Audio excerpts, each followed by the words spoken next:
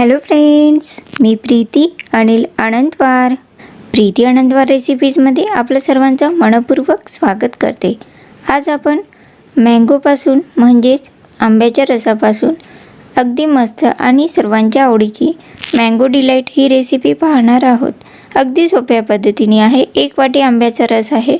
तुमच्याकडे रस नसेल तर तुम्ही आंबे मिक्सरमधून फिरून रस बनवून घेऊ शकता. या आंब्याच्या रसासोबतच अर्धी वाटी बासुंदी तयार करून घेतलेली आहे आणि आंब्याच्या फोडी बारीक चिरून फ्रीजमध्ये ठेवून थंड करून घ्यायचे आहेत.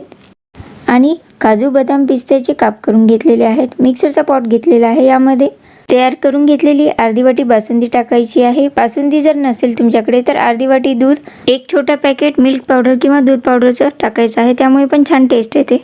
1 वाटी आंब्याचा रस टाकून घ्यायचा आहे आणि मिक्सरमधून अगदी बारीक फिरून घ्यायचं आहे. अगदी स्मूथ बॅटर झालं पाहिजे. हे सर्व मिश्रण मिक्सरमधून फिरून घेतलेलं आहे. मिक्सरमधून फिरवताना तुम्हाला जर आवडत असेल तर यामध्ये विलायची पूडसुद्धा टाकू शकता. आता याला एका वाटीमध्ये काढून घ्यायचं आहे. यावरून बारीक आंब्याच्या फोडी चिरून फ्रीजमध्ये ठेवून घेतल्या होत्या. अगदी थंडगार फोडी टाकायच्या आहे.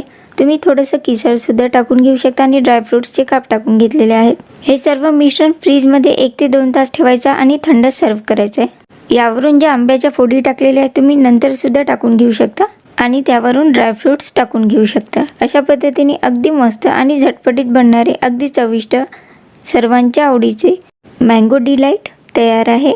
ही रेसिपी तुम्ही कधीही डेझर्ट म्हणून खाऊ शकता. जेवणाच्या अगोदर, जेवणाच्या नंतर किंवा कधी कोणी पाहुणे आले असेल तर ही झटपटीत बनणारी रेसिपी तयार करू शकता. यामध्ये आपण बासुंदीचा वापर केलेला आहे. जर तुमच्याकडे बासुंदी नसेल तर दूध, अर्धी वाटी दूध आणि 1 छोटा मिल्क पावडरचं पॅकेट टाकून सुद्धा हे मिश्रण मिक्सरमधून फिरवून घेऊ शकता. त्यामुळे पण टेस्ट छान लागेल. पण बासुंदी एवढी लागणार नाही, थोडीशी कमी जास्त होऊ शकते. यामध्ये आपण साखर वापरलेली नाही आहे कारण रसामध्ये सुद्धा साखर असते आणि बासुंदीमध्ये सुद्धा साखर असते. तुम्ही जर दूध आणि मिल्क पावडर वापरलं आणि रसाच्या ऐवजी आंब्याच्या फोडी वापरल्या तर त्यामध्ये साखरेचं प्रमाण तुमच्या आवश्यकतेनुसार टाकून घेऊ शकता. चला तर ही रेसिपी नक्कीच ट्राय करा. त्याशिवाय तुम्हाला याची चव कळणार नाही. तुम्हाला एकदा ही रेसिपी ट्राय केल्यानंतर याची चव नक्कीच आवडेल आणि पुन्हा पुन्हा तुम्ही ही रेसिपी नक्कीच ट्राय कराल. माझ्या प्रीती अनंतवार रेसिपीच्या चॅनलवर मँगो मस्तानीची रेसिपी पण दाखवलेली आहे. चिकू मँगोची रेसिपी पण दाखवलेली आहे. त्या रेसिपीसुद्धा तुम्ही नक्कीच ट्राय करू शकता.